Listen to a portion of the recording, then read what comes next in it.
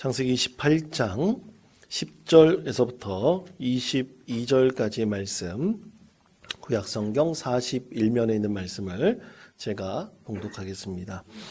야곱이 브엘세바에서 떠나 하란으로 향하여 가더니 한 곳에 이르러는 해가 진지라.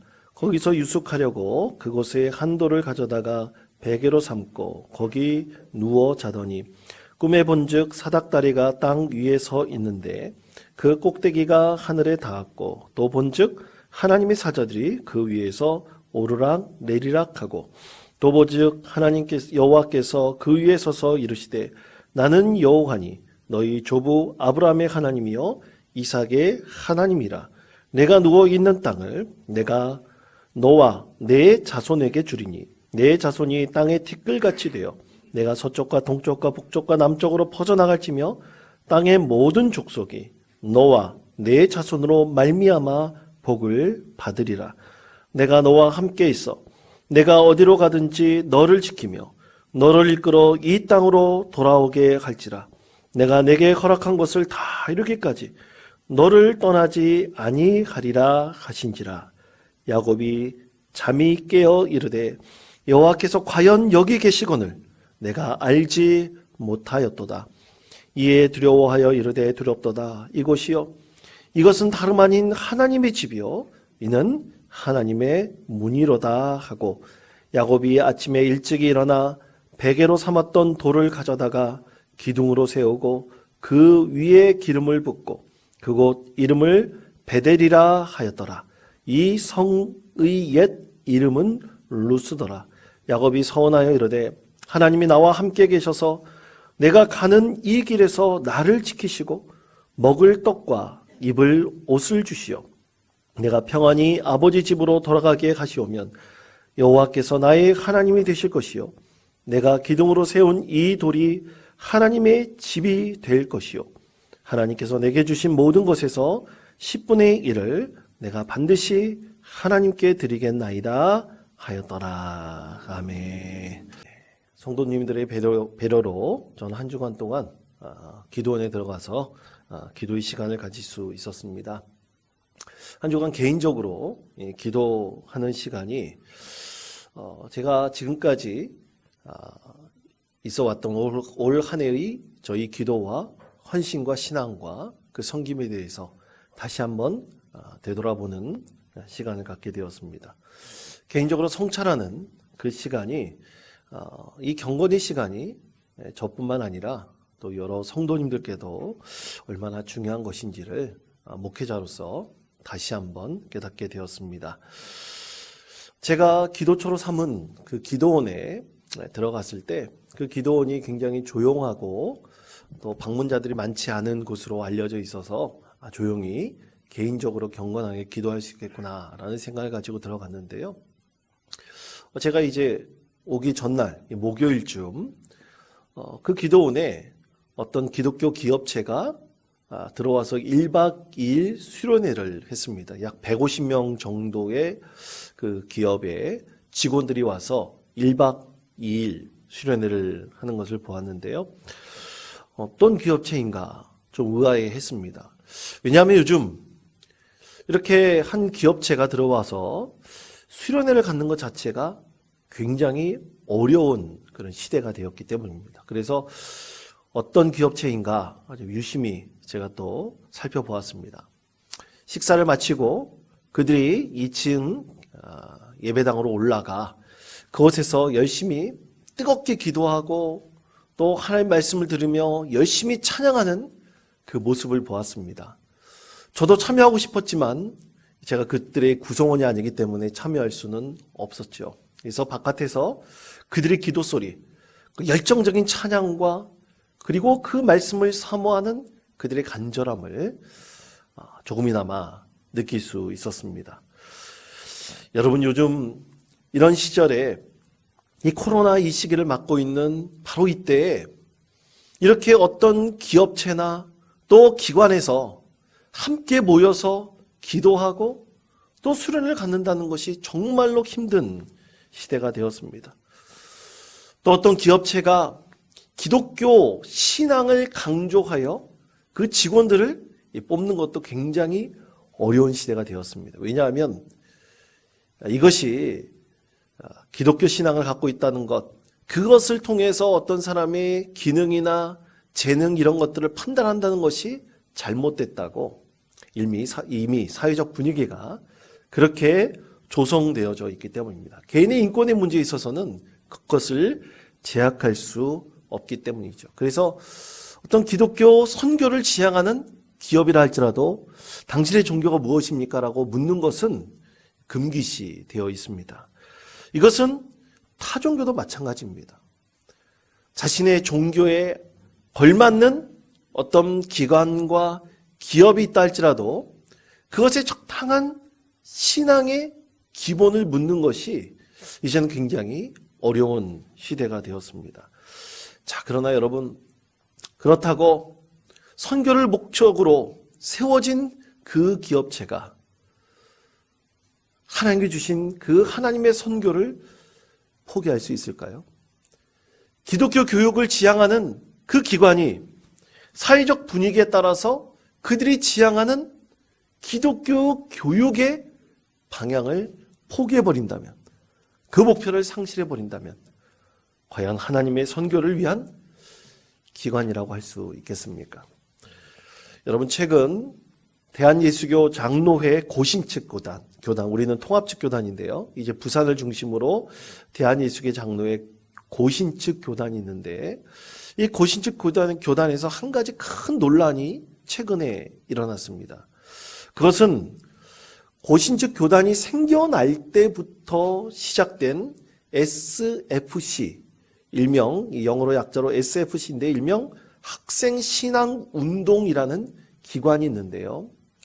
이 기관의 존폐에 대한 아주 큰 논쟁이었습니다. 우리가 잘 알고 있는 이 부산의 세계로교회 손현보 목사님이 이 SFC 학생신앙운동을 폐지해야 된다고 그렇게 주장하면서 큰 논란이 일어났습니다. 이 SFC 신앙운동은요, 학생신앙운동은 6.25 전후로 부산의 제1영도교회에서부터 시작된 청년신앙운동, 곧 학원복음화 운동이었습니다. 그래서 그때부터 수십 년 동안 지금까지 많은 이들이 이 SFC 선교단체를 통해서 신앙훈련을 받았고 또 학원복음화의 최전선에서 고군분투해왔던 그런 기관이었습니다. 그런데 이 부산의 세계로교회 손현보 목사가 이 기관을 폐지하자고 주장했던 것입니다. 그렇게 주장한 이유는 이 SFC 학생신앙운동이 처음부터 시작되었을 때의 학원 복음화에 대한 열정과 전도에 대한 그 간절한 열망을 그들이 잃어버렸기 때문이다라고 이 손현보 목사는 주장을 했습니다. 그것은 근거가 있었는데요. SFC가 제출한 10년 동안의 사역 및 이 전도 자료에 대해서 그것을 확인해 보니까 가장 많이 전도한 해가 그 운동원 한 명이 0.03명을 전도했다고 했습니다. 그러니까 10년 동안 전도의 열매가 거의 없었던 것이죠. 그래서 고신측 교단으로부터 또 각 성도로부터 약 100억 원에서부터 200억 원까지 약 10년 동안 지금까지 지원받고 그렇게 헌금을 통해서 사역을 감당했음에도 불구하고 이 전도의 열매가 없다. 그래서 지금 SFC가 세미나나 신학 논쟁에 빠져 있다. 그러면서 이 기관 아예 폐지해야 된다. 그렇게 주장을 했습니다. 여러분, 그렇습니다. 여러분, 우리도 어떤 사역에 최선을 다하다 보면 우리가 잃어버린 것이 분명히 나타날 수가 있습니다. 그것이 바로 영성입니다. 여러분, 교회도 마찬가지입니다. 교회도 큰 교회, 또 어떤 사역에 유명한 교회들이 있습니다. 그런데 그 교회에서 반드시 잃어버리지 말아야 될 것은 영성, 그들이 교회의 본질입니다.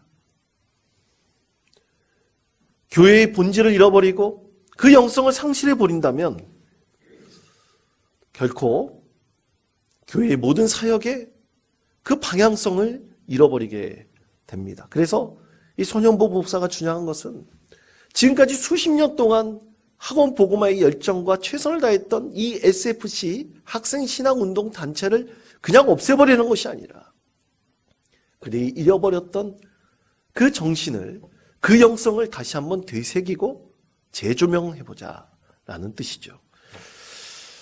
여러분, 아까 말씀드린 기독교 기업이나 또 기독교 교육에 대한 기관들 지금까지 굉장히 많이 있습니다. 만약 그들이 처음 시작했던 믿음의 그 영성을 잃어버리면 그것은 더 이상 기독교적인 하나님의 소망, 하나님의 뜻을 이룰 수가 없습니다. 여러분, 이것은 저와 같은 목회자 개인도 마찬가지입니다. 저도 하나님께서 주신 이 믿음의 영성을 잃어버린다면 그 목회의 방향이 완전히 바뀌고 혼란이 일어날 수밖에 없습니다.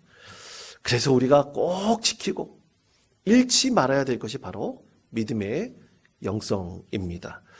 자, 오늘 말씀에서 참으로 한 인생 가운데 자기 가족에게 쫓겨난 한 사람이 있습니다. 그의 형에 의해서 같이 살지 못하고 그의 가족에서 쫓겨난 한 사람이 하나님을 만나 그의 인생의 대전환을 이루는 것이 바로 오늘 하나님의 말씀입니다. 그 주인공이 바로 야곱이죠. 그는 사실 도망 나왔습니다. 형이 자신을 죽일까 봐 무서워서 도망 나온 도망자입니다. 그러나 그가 하나님을 만나서 그 인생의 새로운 비전을 발견하고 그는 믿음의 사람이 되었습니다. 하나님께서 사용하시고 하나님께서 축복하시는 믿음의 사람, 바로 믿음의 영성을 소유한 사람이 되었던 것입니다. 그러면 그가 이렇게 하나님을 만나서 그의 인생이 어떻게 바뀌었는지, 하나님께서 그에 대해서 어떤 계획을 허락하셨는지, 바로 그것에 대한 말씀이 오늘 우리에게 주신 하나님의 말씀입니다. 자, 그러면 그는 어떻게 하나님을 만났을까요? 그가 하나님을 만나기를 간절히 소망했습니까? 아닙니다. 여러분, 성경 말씀을 유심히 보시면 그가 소망했던 것이 아니라 하나님께서 그를 만나러 오셨습니다. 그리고 만나 주셨습니다. 자, 창세기 28장 11절에서부터 14절까지 말씀입니다. 자, 이 말씀을 우리 다 같이 한 목소리로 봉독하겠습니다. 한 곳에 이르러는 해가 진지라 거기서 유숙하려고 그곳에 한 돌을 가져다가 거기 누워 자더니 꿈에 본즉 사닥다리가 땅 위에 서 있는데 그 꼭대기가 하늘에 닿았고 또 본즉 하나님의 사자들이 그 위에서 오르락 내리락 하고 또 본즉 여호와께서 그 위에 서서 이르시되 나는 여호와니 너희 조부 아브라함의 하나님이여 이삭의 하나님이라. 내가 누워 있는 땅을 내가 너와 내 자손에게 주리니 내 자손이 땅의 티끌같이 되어 내가 서쪽과 동쪽과 북쪽과 남쪽으로 퍼져나갈지며 땅의 모든 족속이 너와 내 자손으로 말미암아 복을 받으리라. 아멘. 자, 그렇습니다. 그가 하나님을 간절히 만나고 싶어서 하나님께서 오신 것이 아닙니다. 하나님께서 그를 찾아오셨습니다. 그래서 그가 하나님을 만났고 이 야곱이 하나님을 만난 영적인 사건이 하나님을 향한 절대적인 믿음의 사람, 곧 영성의 사람으로 하나님께서 세워주셨습니다. 자, 여러분, 하나님을 만나셨습니까? 우리가 진심으로 하나님을 만나서 오늘 야곱처럼 주님을 영접하고 절대로 내가 하나님을 믿는 믿음을 변치 않기를 우리가 소망하면서 하나님께 주신 담대한 믿음이 있습니까? 그러면 됩니다. 우리도 야곱과 같은 하나님을 향한 절대적인 믿음, 신뢰를 가지고 있는 믿음의 사람, 영성의 사람이 된 것입니다. 이 영성이 이전에 야곱에게는 없었지만 야곱이 하나님을 만난 이후 야곱에게는 이 영성이 형성되었습니다. 그래서 앞으로 그가 하나님을 찾을 때 그의 영성이 하나님을 진정으로 찾을 수 있는 이 근거가 됩니다. 그래서 하나님을 찾을 때마다 만날 수 있으며 하나님을 부를 때마다 그는 하나님의 은혜를 얻을 수가 있습니다. 이처럼 야곱이 하나님이 찾아오셔서 하나님께서 그를 만난 그곳, 야곱이 하나님을 만난 그 곳에 대해서 야곱은 그것을 베델이라 이름을 붙였습니다. 베델의 뜻은 하나님의 집이란 뜻입니다. 그러면 그가 하나님의 집, 곧 베델이라고 이름을 지었을 때 그에게 있어서 이 베델, 하나님의 집의 의미는 과연 무엇일까요? 첫 번째로 그것은 만남의 장소입니다. 그것은 바로 하나님을 만난 곳입니다. 그곳에서 하나님을 만나지 않았다면 그 베델이란 이름은 아무런 의미가 없습니다. 여러분, 어떤 장소가 나에게 큰 의미를, 중요한 의미를 가지려면 그 장소의 이름이 화려하든지 또 그렇지 않든지 그 이름이 참 좋든지 나쁘든지 간에 나에게 아주 특별한 의미가 있어야 됩니다. 그래서 그 특별한 의미가 있을 때 바로 그 장소가 나에게는 너무나 귀하고 복된 곳이 될 수가 있습니다. 그래서 오늘 야곱은 특별히 그곳에서 하나님을 만났기 때문에 바로 그것은 베델, 하나님의 집입니다. 그는 스스로 그렇게 고백하며 그곳의 이름을 베델이라고 이름을 지은 것입니다. 두 번째로, 첫 번째가 만남이라면 두 번째는 결코 그가 잊을 수 없는 곳입니다. 아무리 많은 시간이 지나고 세월이 흘러도 그는 절대로 그곳을 잊을 수가 없습니다. 자, 그러면 베델의 전 이름은 무엇인가요? 그것에 대해서 창세기 28장 19절이 이렇게 말씀을 합니다. 그곳 이름을 베델이라 하였더라. 이 성의 옛 이름은 루스더라. 아멘. 자, 근데 여러분, 루스라는 이름의 뜻은 베델과는 전혀 다릅니다. 그 뜻은 길을 잘못 들다, 기울다, 이탈하라는 뜻입니다.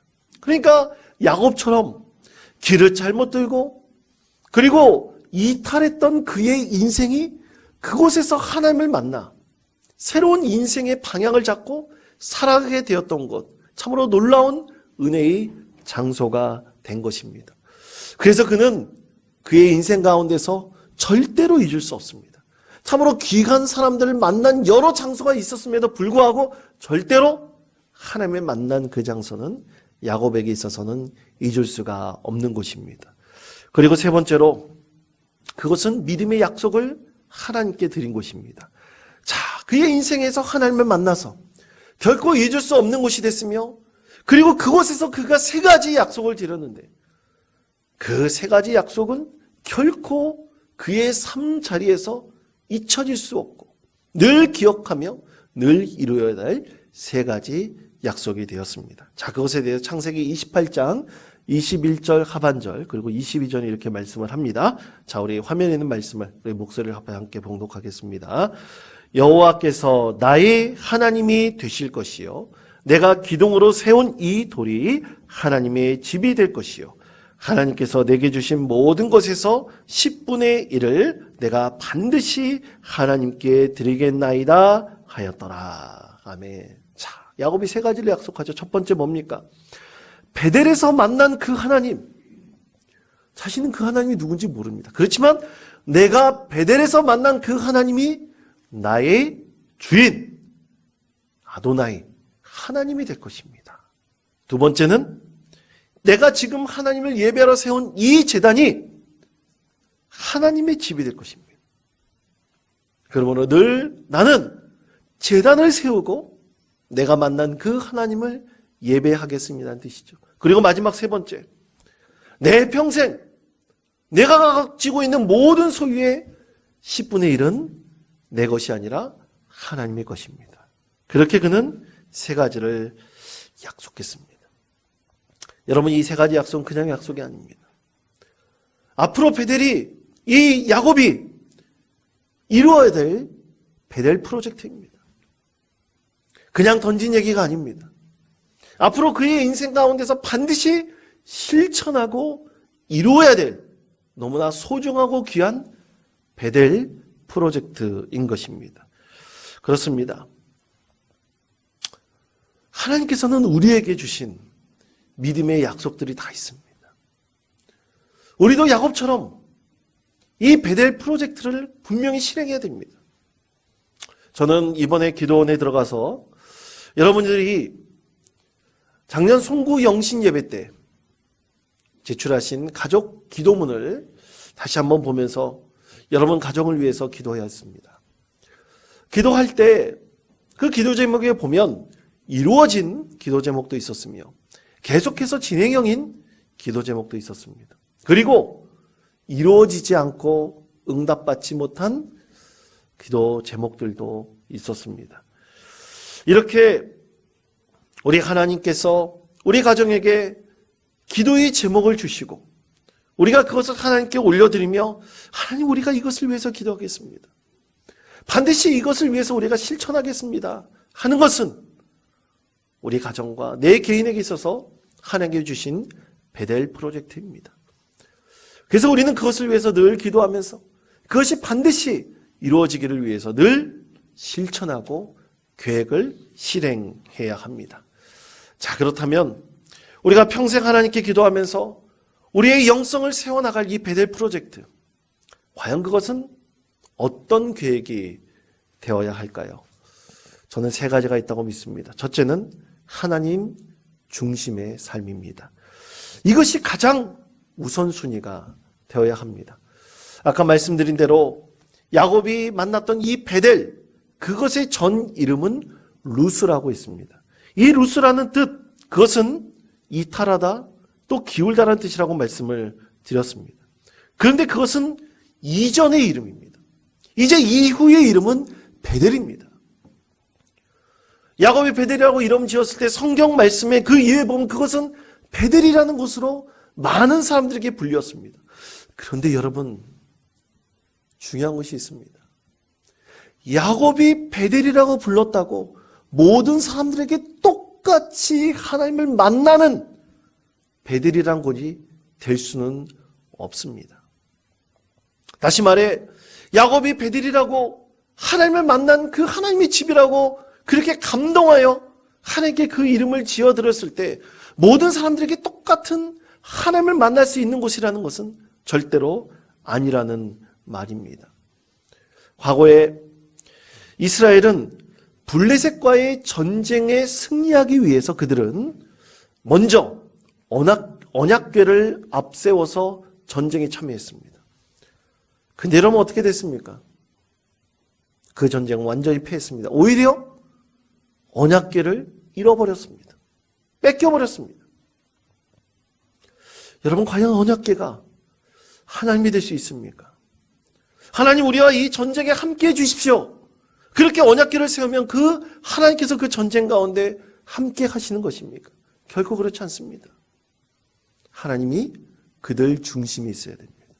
그들 심령 가운데 있어야 됩니다. 그들의 중심에 하나님이 있어야지 그 전쟁에 나가서 승리할 수가 있는 것입니다. 여러분 얼마 전 세계의 장래라 할 수 있는 엘리자베스 2세 여왕이 영면에 들어갔죠.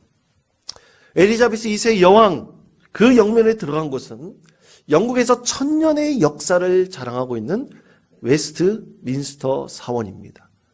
서쪽에 있는 대사원이라는 뜻이죠. 화면을 보시면 웨스트민스터 사원의 그 모습이 보이고 있습니다. 근데 여러분, 웨스트민스터 사원이라는 그 이름 자체가 영국인들에게 참으로 귀하고 의미 있는 이름이 될 수 있는 이유가 무엇일까요? 영국에 굉장히 오래된 사원들이 많이 있습니다. 유럽에도 오래된 사원들이 참 많이 있습니다. 성당이나 교회가 참 많이 있습니다. 그런데 이 웨스트민스터 사원이라는 그 이름이 영국인들뿐만 아니라 세계인들에게 각인되는 이유가 무엇입니까? 여러분 그것에는 1000년의 역사를 자랑하는 것도 있지만 그 안에서는 영국의 국왕과 여왕들, 그리고 영국 역사 속에서 길이 남을 정치인들, 그리고 위대한 작가들, 과학자들, 그들 시신이 안치되어 있는 곳이기 때문입니다. 그렇기 때문에 영국인들뿐만 아니라 웨스트민스터 사원에게 있어서는 그것은 세계인들에게 늘 각인되어 있는 참으로 소중한 역사 유물의 장소가 될 수 있는 것입니다. 그렇습니다. 이름만이 아닙니다. 그곳에 무엇이 있느냐가 중요합니다. 그러므로 우리에게 있어서 우리의 마음의 중심에 무엇이 자리 잡고 있느냐, 이것이 중요합니다. 혹자가 이런 말을 했습니다. 항해와 표류의 차이는 중심을 잡았느냐 아닌가의 차이다라고 했습니다. 그렇습니다. 우리 인생 가운데, 우리의 인생의 항해 가운데 우리가 그 항해를 어디로 향하느냐, 그 중심에 무엇이 있느냐, 이것이 중요합니다. 그러므로 사랑하는 성도 여러분, 우리가 늘 하나님의 중심이 되어야 됩니다. 하나님이 내 삶의 중심이 되어야 됩니다. 그래서 우리가 천국을 향한, 하나님 나라를 향한 이 항해를 계속 갈 수 있을 것입니다.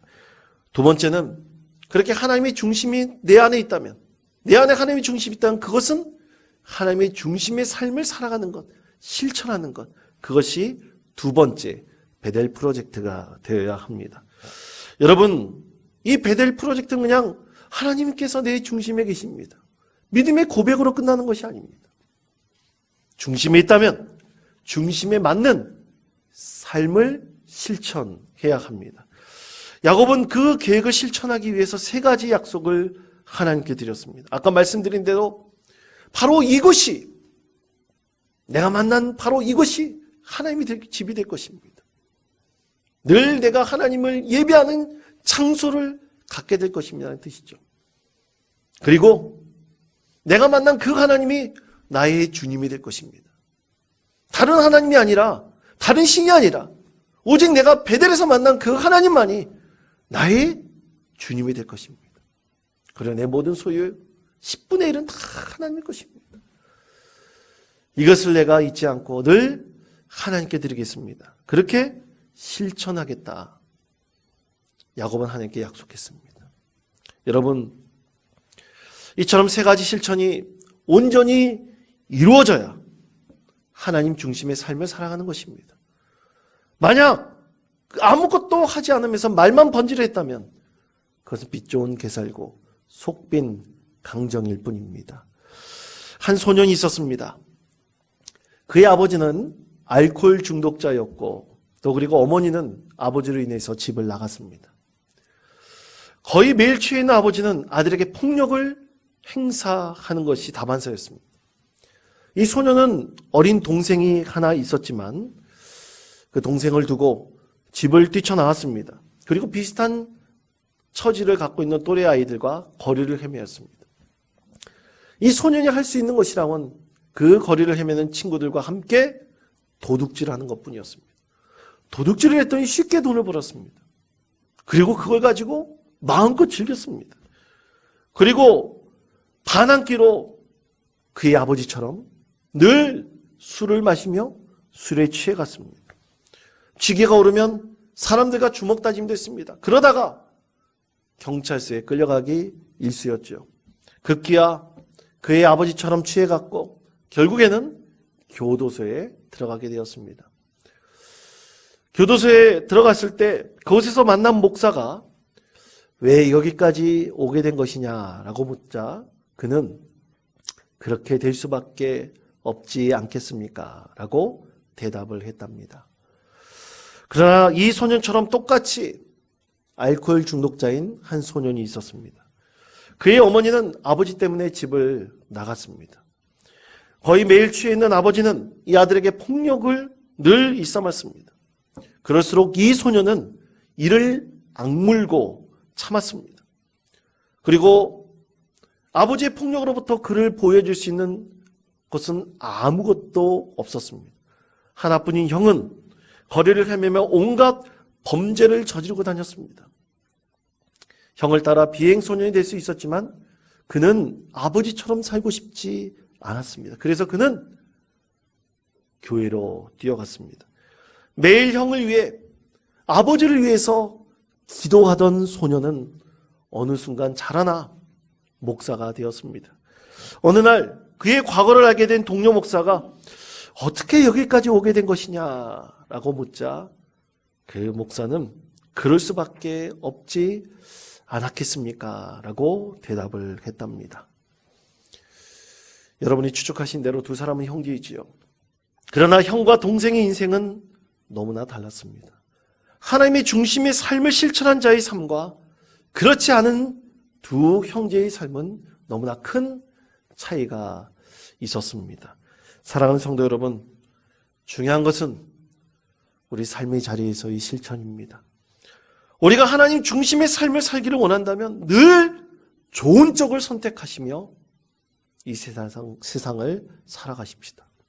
그리고 여러분의 삶의 자리에 반드시 하나님 중심의 배대를 늘 세워놓고 그것을 실천할 수 있는 믿음의 삶을 살아가십시다. 그래서 우리의 삶이 진정으로 하나님께 영광을 올려드리는 믿음의 삶이 되기를 소망합니다.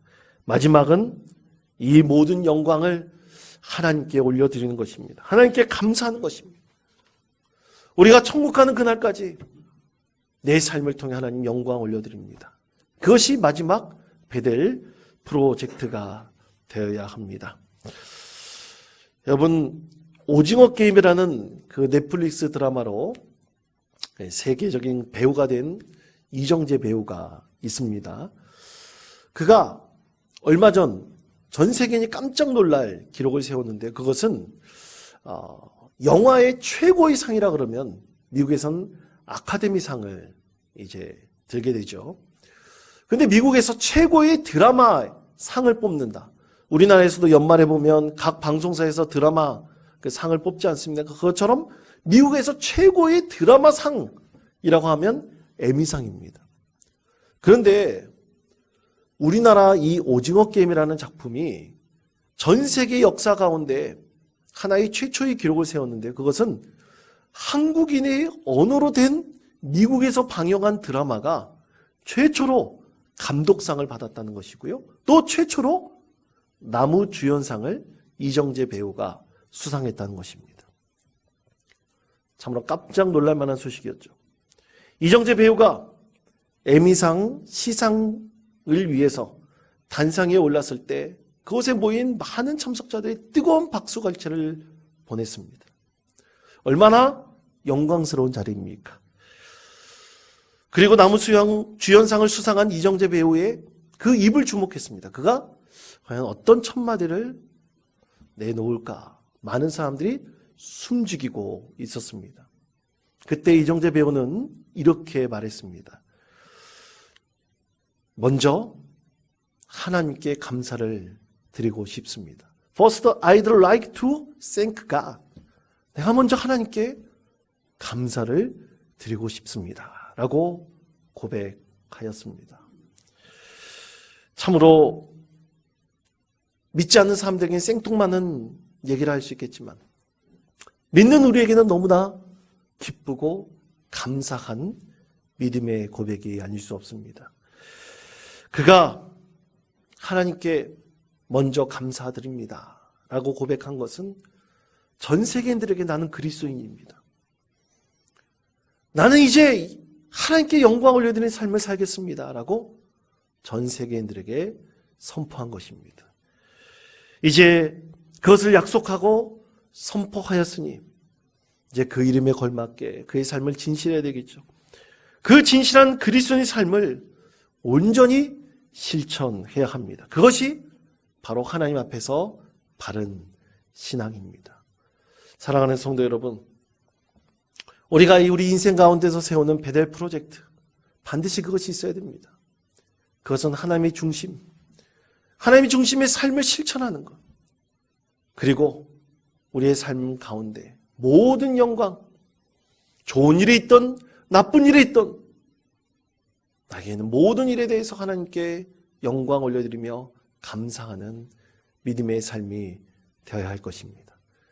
우리 인생의 베델 프로젝트를 저 하나님 품에 올라가는 그날까지 온전히 실천하고 이루는 참으로 복된 믿음의 성도 되시기를 간절히 축원드립니다.